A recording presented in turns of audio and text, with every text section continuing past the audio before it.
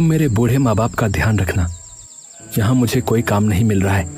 इतने दिन हो गए ठोकरें खाते खाते, अब भूखों मरने के दिन ना आ जाए, इसलिए शहर जा रहा हूँ। सुना है वहां सबको कोई ना कोई काम मिल जाता है। तुम फिक्र मत करो राजू, तुमको शहर में जरूर काम मिल जाएगा। और काका काकी का ध्यान रखने के लिए हम है ना, ये दोनों तो मेरे माँ बाप के समान हैं। भैया आप पर विश्वास है तभी शहर जाने की हिम्मत हो पाई है। भैया ये कुछ रुपए रख लो, माई बापू की देखभाल में काम आएंगे। मेरा बच्चा इतना सोचता है हमारे बारे में कि पड़ोसी को हमारा ध्यान रखने के लिए रुपए देकर जा रहा है। भैया ट्रेन का टाइम हो जाएगा, स्टेशन टाइम से जाना है, नहीं तो ट्रेन छूट जाएगी। मैं सामान लेकर आता हूँ।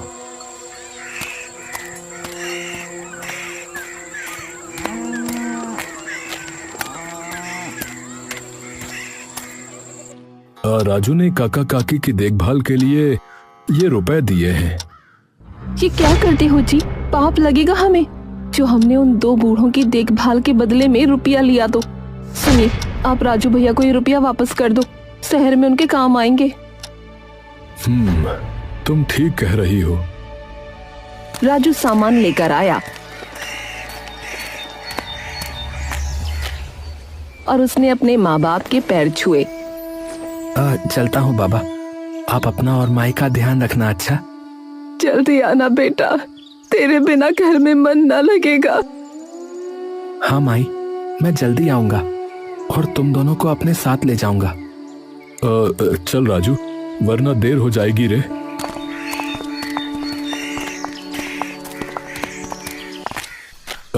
ये ले भाई तेरे रुपए। भगवान की इतनी कृपा है कि मुझे इनकी जरूरत नहीं पड़ेगी। काका काकी मेरी जिम्मेदारी है, इसके बदले अपने छोटे भाई से रुपए लूंगा तो देख पाप चढ़ेगा। अरे भैया तुम ऐसा मत सोचो। अरे नहीं नहीं, तू रख इन्हें, शहर में काम आएंगे तेरे रे।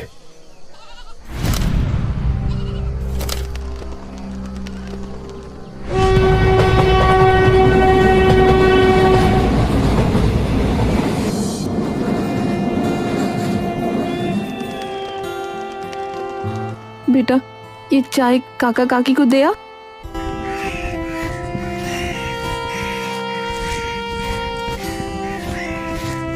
काकी, ओ काकी, चाय लाया हूँ। आजा बेटा, भीतर आजा।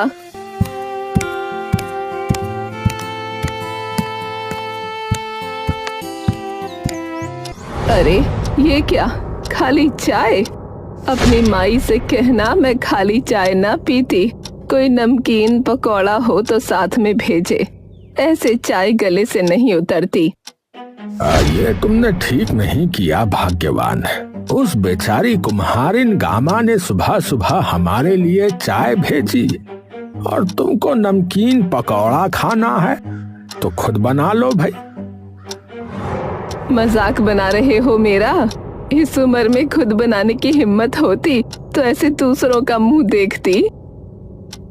अरे वल्लभ और गामा हमारे पड़ोसी हैं। राजू के शहर जाने के बाद वो हमारा इतना ध्यान रख रहे हैं, यही बहुत है। आप भी ना बहुत भोले हो, सबको अपने जैसा समझते हो। अरे राजू ने वल्लभ को हमारी देखभाल के लिए रुपए दिए हैं, मैंने खुद आंखों से देखा है। मेरा तो जो मन करेगा खाने का मैं तो मांगूंगी। दोपहर में वल्लभ जाग पर मिट्टी के बर्तन बना रहा था और गामा उन्हें ठीक से रख रही थी।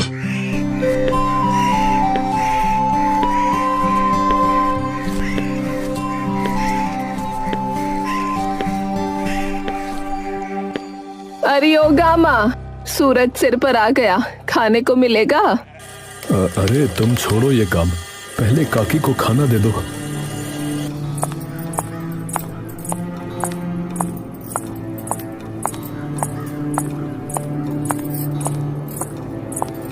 गामा ने काकी और काका को खाने की थाली दी, फिर काकी के पास जाकर बैठ गई। काकी खाकर बताओ सब्जी कैसी बनी है, मुझे तुम्हारे स्वाद का पता नहीं है इसलिए अपने हिसाब से बना लाई। सब्जी तो बहुत स्वाद है, रोटी थोड़ी जल गई है, पर ठीक है। सुन, कल से अचार और पुदीने की चटनी भी रख दिया कर, तेरे काका को खूब पसंद है।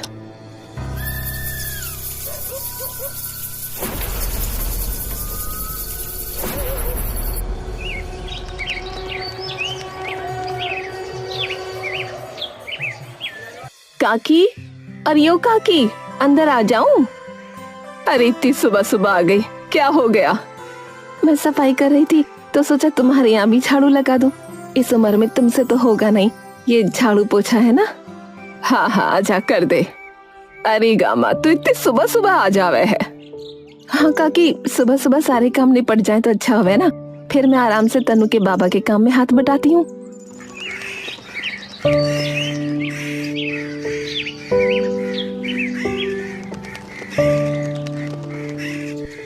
तनु, अरे ओ तनु, जा कुएं से पानी लिया बेटा।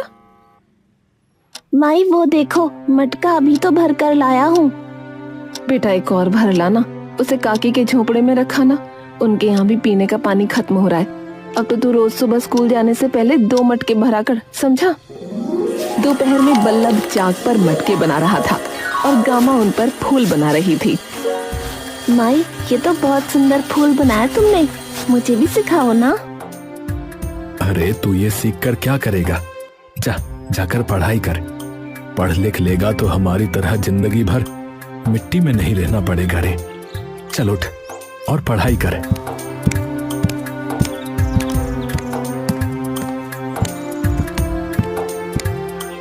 9 एकम 9, 9 दूनी 18, 9 तिया 27।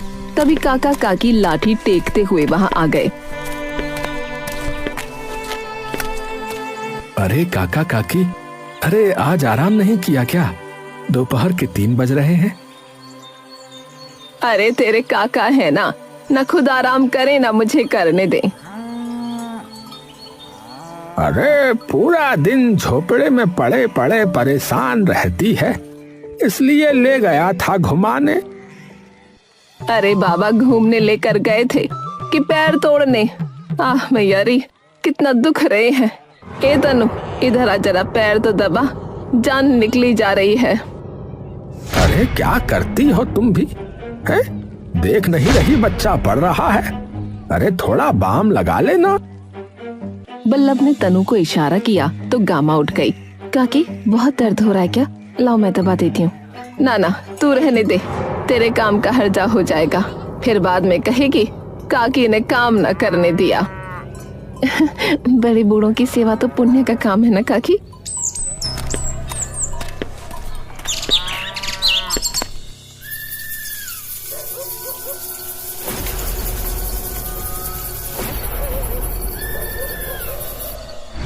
अरे भाग्यवान, तुम्हें क्या हो गया है? बल्लभ और गामा हमारे पड़ोसी हैं। अरे वो दोनों हमारा इतना ध्यान रखते हैं, हमें तो उनका एहसान मानना चाहिए कि वो हम दोनों बूढ़ों की इतनी सेवा कर रहे हैं। हाय, और तुम हो कि उनके साथ नौकरों जैसा बर्ताव करती हो। अजी आप ना बहुत भोले हो, पड़ोसी पड़ोसी होते हैं, आप तो एकदम सीधे हो। अगर मैं भी आपके जैसी हो गई ना तो ये दोनों राजू के दिए हुए पैसे हड़प जाएंगे और हमारी सेवा करना तो दूर, 2 टाइम का खाना भी ना देंगे। अरे तुम्हारे दिमाग में तो न जाने क्या भूसा भरा पड़ा है। राजू ने कब रुपए दिए बताओ? आपको ना पता, मैंने खुद अपनी आंखों से देखा है। जब बेटे से हमारी देखभाल के रुपए लिए हैं तो अब करे सेवा, मैं तो रौब चलाऊंगी। अरे मैं तो थक गया तुम्हें समझा समझा के, पर तुम हो भाई कि मानती ही नहीं। तो मत समझाओ, अब सो जाओ और मुझे भी सोने दो।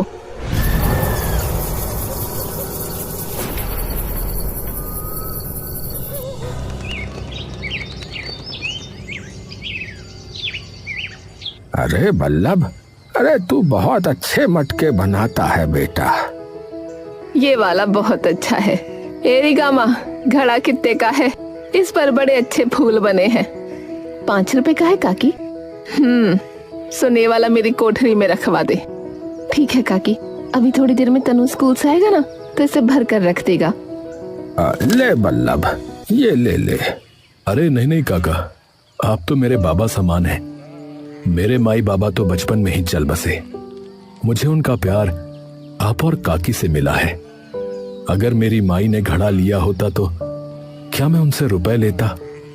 आपसे ये रुपए लूंगा तो भगवान मुझे कभी माफ नहीं करेंगे। काकी ने काका को घूर कर देखा। तभी साहूकार और 2 आदमी जिन्होंने लाठी ले रखी थी आकर चारपाई पर बैठ गए।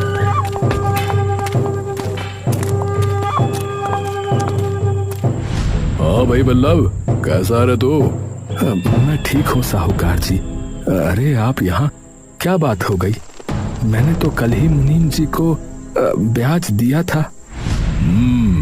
वो तो ठीक है, पर सुन तो ध्यान से मेरी बात।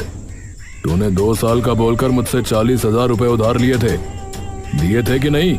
हाँ, मैं तो टाइम पर ब्याज देता हूँ, कभी कोताही नहीं की। वो तो ठीक है, पर 2 के 3 साल हो गए, तू खाली ब्याज दे रहा है। मूल 40,000 रुपया कब देगा रे? अरे मालिक, इस साल के आखिर तक कैसे भी करके दे दूंगा आपको। नहीं, इतना टाइम नहीं है मेरे पास। 2 दिन में जितना रुपया तूने लिया है दे देना, वरना क्या रे साहूकार? अरे काका, तुम बीच में नहीं पड़ो तो अच्छा है।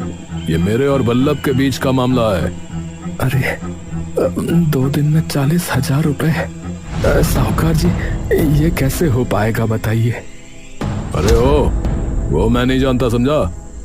मुझे रुपयों की जरूरत है, मुझे मेरा रुपया चाहिए, समझा? साहूकार और उसके आदमी वहां से चले गए।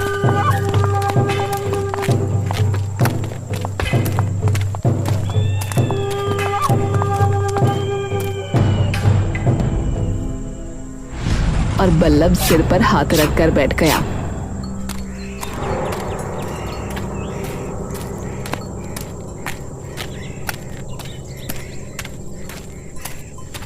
घर में काका तिजोरी में से डिब्बा निकालकर गहने देखने लगे।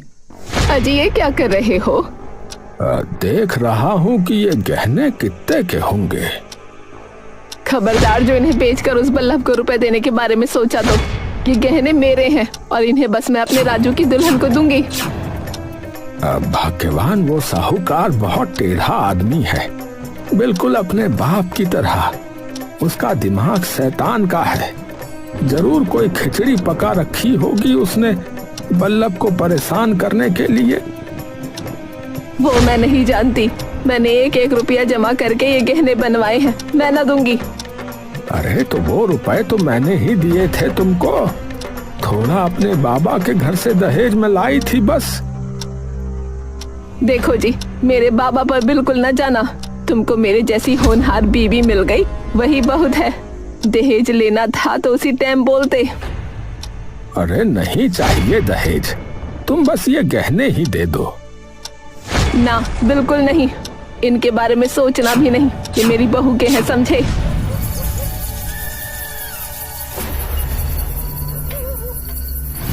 रात को काकी खर्राटे भरने लगी तो काका गहने ढूंढने लगे, पर उनको नहीं मिले। इसको गहनों से इतना मोह है, पता नहीं कहाँ छिपा कर रख दिए हैं। गहने नहीं मिलेंगे, सो जाओ। काका मुंह बनाकर सो गए।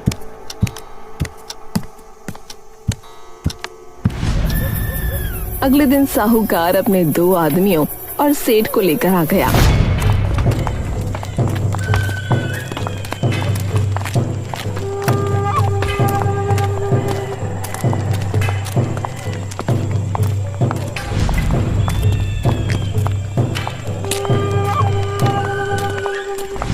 हाँ भाई बल्लभ, ला रुपया ला, जल्दी कर। साहूकार जी, इतनी जल्दी 10,000 का ही इंतजाम हो पाया है। बाकी के 30,000 थोड़े दिन के बाद दे दूंगा। कुछ और दिनों की मोहलत दे दो। कुछ दिन मतलब 4 दिन, 30 दिन या पूरा साल? अबे देख, रुपया है तो दे, नहीं तो चुप बैठ। साहूकार ने इशारा किया तो एक आदमी सेठ को घर के अंदर ले गया।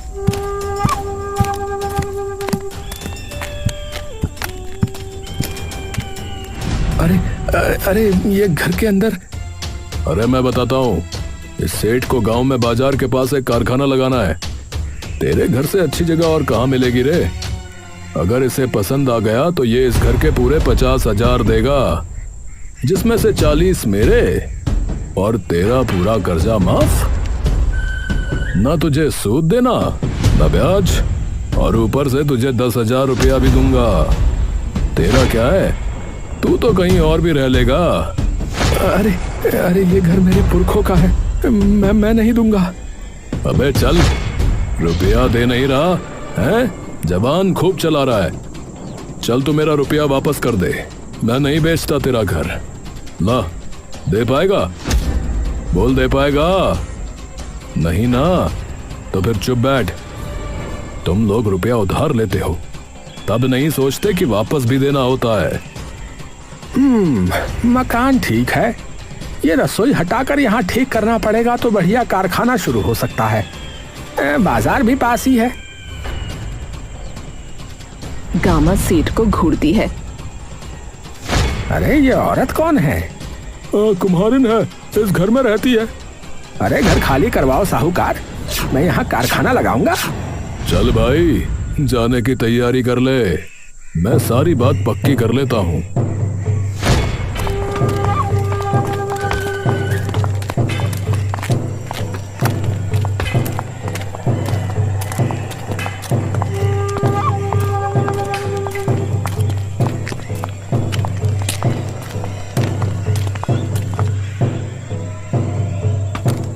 काका काकी आते हैं। अरे गामा, ये सेठ यहाँ क्यों आया था? साहूकार हमारा घर उस सेठ को बेच रहा है, वो यहाँ कारखाना लगाएगा। ये ठीक नहीं हो रहा बल्लभ, हिम्मत मत हार, कुछ कर बेटा। क्या करूं काका, घर में जो था सब बेच दिया, तब भी 10,000 रुपए ही हुए। लगता है ये घर अब हमारे नसीब में नहीं, पता नहीं कहां कहां ठोकरें खानी पड़ेंगी। हिम्मत मत हार बेटा, भगवान जरूर कुछ करेगा। अरे तुमने गहने नहीं दिए, अब देखो बल्लभ पर मुसीबत आन पड़ी है। बेचारा कुम्हार है, इतना पैसा अचानक से कैसे लेके आएगा? जब वापस नहीं दे सकता था तो उधार लेना ही नहीं था ना। इसको पता नहीं साहूकार शैतान आदमी है। तभी डाकिया आया।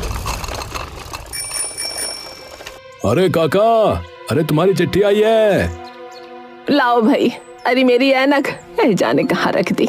ए बेटा तू ही बताना किसकी चिट्ठी है? राजू की है। अरे मेरे बेटे की चिट्ठी है, पढ़ो ना। अरे मेरी ऐनक मिले तो पढ़ूं। आपकी ऐनक ऐसे टाइम पे ही गायब हो जाती है। मुझे पढ़ना आता तो आपसे कहती। तनु, अरे ओ तनु, इधर आ। हाँ काकी। बेटा जरा चिट्ठी तो पढ़। प्रणाम माई बाबा, मैं शहर में अच्छा हूँ, आप भी ठीक होंगे। शहर बहुत महंगी जगह है। मैं जितने रुपए लाया था वो तो मकान के किराए में दे दिए। वो तो अच्छा हुआ, बल्लभ भैया ने मुझे रुपए वापस कर दिए, उनसे गुजारा चल रहा है। मुझे एक दुकान में काम मिल गया है, पर पगार कम है। जब पगार बढ़ेगी तो मिलने आऊँगा। राजू। बल्लभ ने राजू से रुपए नहीं लिए। कामा बेचारी की सेवा करती है और चुपचाप मेरी बातें सुनती है।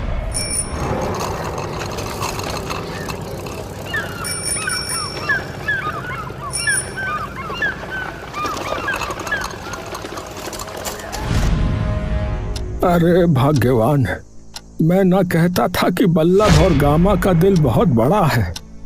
ये दोनों हमारी मन से इज्जत करते हैं, वरना आजकल के जमाने में बूढ़े पड़ोसियों को लोग पूछते भी नहीं। हाँ, मैंने इन दोनों को इतना तंग किया। हे भगवान माफ करना। अगले दिन 2 आदमी लाठी लिए आए। हाँ भाई बल्लभ, ओ बल्लभ, साहूकार जी ने कहा है 10 दिन में घर खाली करके चला जा। अरे ओ, बल्लभ को क्या कह रहा है? इधर इधर मुझसे बात कर।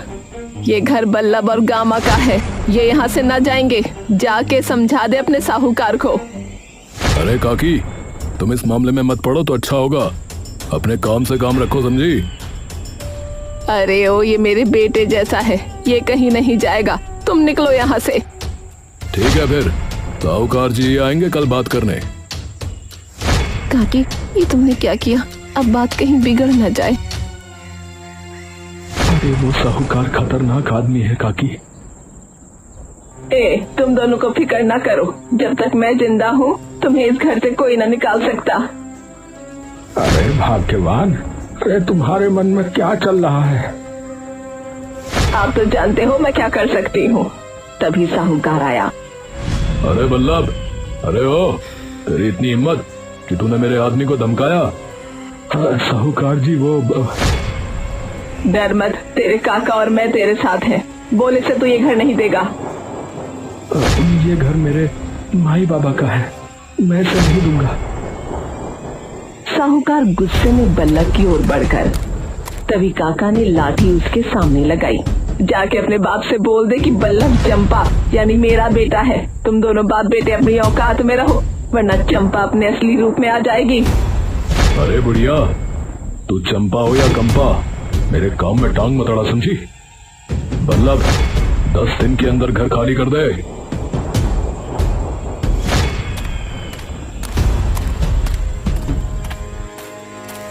अरे तुम करना क्या चाहती हो भाग्यवान?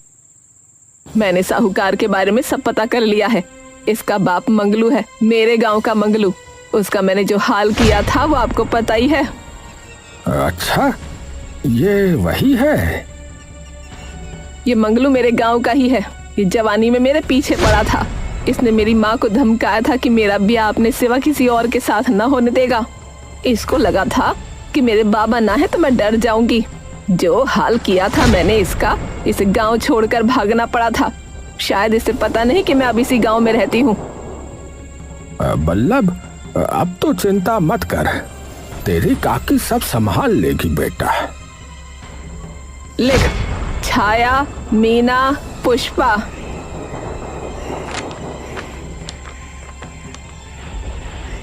ये लो, अब आप बल्लभ और तनु को लेकर मेरे गांव चले जाओ और इस चिट्ठी में जिस जिसके नाम लिखे हैं उन्हें कहना चंपा ने बुलाया है।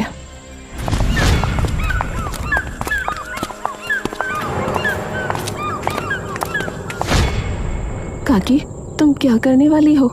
संभाल लोगी? साहूकार अपने गुंडे साथ लाएगा। सोच सोच कर ही मेरी आत्मा कांप जाती है। तू फिक्र मत कर, ये साहूकार भी अपने बाप की तरह गांव छोड़कर भागेगा। 3 बुढ़िया और 3 युवा औरतें गामा के घर आ गईं।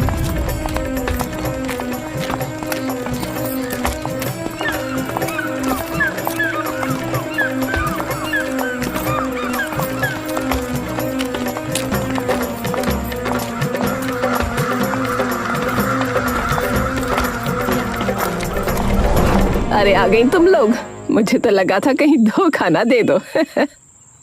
अरे चल हट, चली तू गई थी ब्याह करके, यहाँ भी मंगलू मिल गया। जे तो पिछले जन्म का तेरा शत्रु है, शत्रु। गामा तू घबराना नहीं बिल्कुल, हम है ना साथ तेरे। जी काकी, आप लोग क्या करने वाली हैं वैसे? कुछ समझ नहीं आ रहा। जब मंगलू चंपा को तंग करता था ना, इसने क्या कहते हैं गैंग, इसने गैंग बनाया औरतों का, और ये चंपा हम सब की नेता थी। गांव में कोई आदमी किसी औरत को तंग करता तो हम आ जाती। बड़े बड़े घबराते हैं हमसे। आने दे साहूकार को। 10वें दिन साहूकार अपने 2 आदमियों के साथ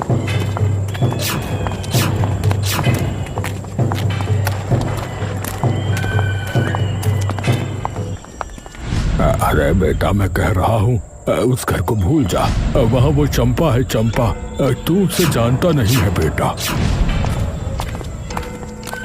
थोड़ी देर बाद बल्लभ के घर पहुंचकर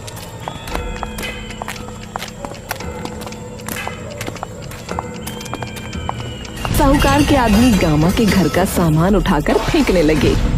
देख मान जा, चला जा यहाँ से। अरे ओ भैया, तू रोकेगी मुझे? चल रोक, रोक के बता। काकी ने इशारा किया तो घर के अंदर छिपी सारी औरतें काली साड़ी पहने, बाल खोले, हाथ में लाठियां लिए आ गईं।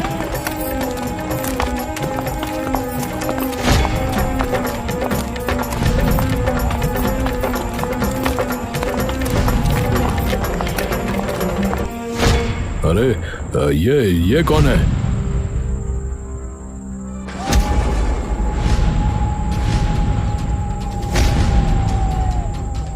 औरतों ने साहूकार और दोनों आदमियों को बहुत मारा। ले बेटा, ले तू भी ले, तू इसी लायक है। दोनों आदमी साहूकार को छोड़कर भाग गए। औरतों ने साहूकार और सेठ को कुर्सी पर बैठाकर बांध दिया। आज इनको सही रास्ते पर लाते हैं, बहुत उछलते हैं दोनों। ए सेठ, जरा भी हिलाना तो सीधा पेट में घुसेड़ दूंगी। उसने सेठ की आधी मूंछ काट दी। अरे अरे मेरी मूंछ काट दी। अरे मुझे कहीं मुंह दिखाने के लायक नहीं छोड़ा। ये मंगलू का छोरा तो उससे भी बदसूरत लग रहा है। मुझे माफ कर दो, मैं ये घर खरीदना तो दूर, इस गांव में पैर भी नहीं रखूंगा। मुझे छोड़ दो। अब अपनी पे आई तो छोड़ दो। तू दूसरों की जमीन पर बुरी नजर रखता है, इतनी आसानी से छोड़ दे। रुपयों की गर्मी चढ़ी है ना, चल निकाल, जितना माल है सब निकाल। ये लो सब ले लो, पर मुझे जाने दो। औरत उसे खोल देती है।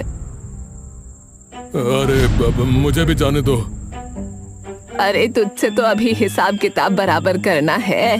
अरे गामा, कितना रुपया लिया था इससे? 40,000 काकी। और सूद कितना दिया है? 50,000। हर महीने जो बचता है वो इसको दे देते हैं काकी। क्यों रे चालाक आदमी, तुझे पता है गरीब आदमी से हर महीने सूद वसूलते रहो, वो मूल नहीं जोड़ पाएगा। 40,000 का 50,000 सूद खा गया तू। लारी उस तरह मुझे दे, इसका मुंडन मैं खुद करूंगी। काकी उस तरह चलाने लगी तो साहूकार रोने लगा। काकी ने आधा सर गंजा करके उसे छोड़ दिया। अरे चंपा, इसको आधा गंजा रहने दे, सूद वसूल लिया, मुंह छोड़ दे। मुझे माफ कर दो, मुझे माफ कर दो। मैं साहूकारी छोड़ दूंगा, मैं ये गांव छोड़ दूंगा, किसी से ब्याज नहीं लूंगा। अब आया ऊंट पहाड़ के नीचे। औरतों ने उसे खोल दिया। चल निकल यहाँ से। साहूकार ने कपड़े से सर ढककर वहाँ से दौड़ लगा दी।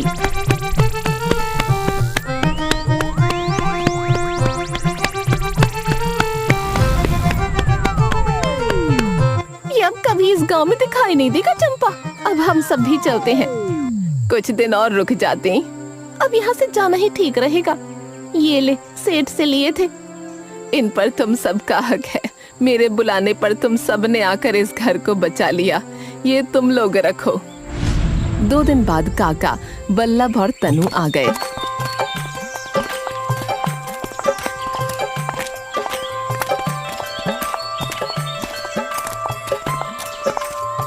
सुनिए, वो साहूकार अपना सब कुछ बेचकर इस गांव से चला गया है। अरे ये तो चमत्कार है, ये हुआ कैसे? काकी ने बचाया है हमारा घर। अब बेटा, तू इसे अभी जानता नहीं है।